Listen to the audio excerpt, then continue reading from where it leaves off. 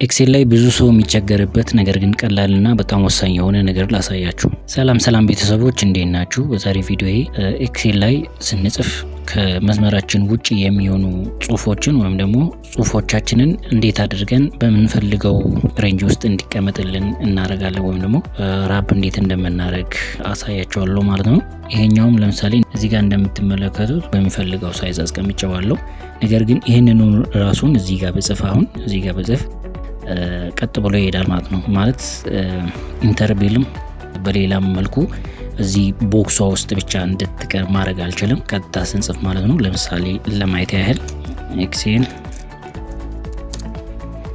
ቴክኒክ ሪከርድ ሚላውን እንደዚህ ብንጽፍ በዚህ መልኩ ያልፋል ማለት ነው።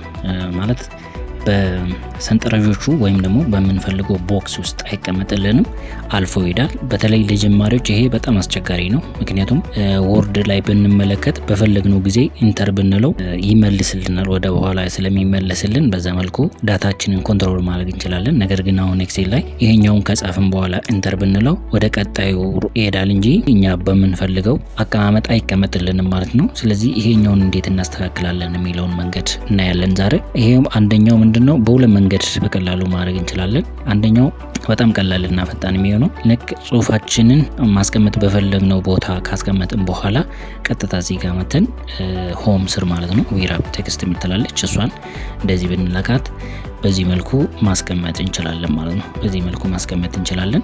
ቀጥታ እዚህ ጋር ካላገኛችሁ ደግሞ ምን እናደርጋለን? ኮንትሮል ዋን እንላለን። ካታጎሪ እንዳለ ሆኖ አላይመንት የምትላለች ከጎን አላይመንት የምትለውን ካየናት በኋላ ዊራፕ ቴክስት የምትላለች እሷን ኦኬ እንላታለን ማለት ነው። ስለዚህ በዚህ መልኩ በቀላሉ የፈለግነውን አይነት የዳታ አቀማመጥ ማስቀመጥ እንችላለን ማለት ነው። ቴንኪዩ። አካውንቱን ፎሎ ማድረግ እንዳይረሳ።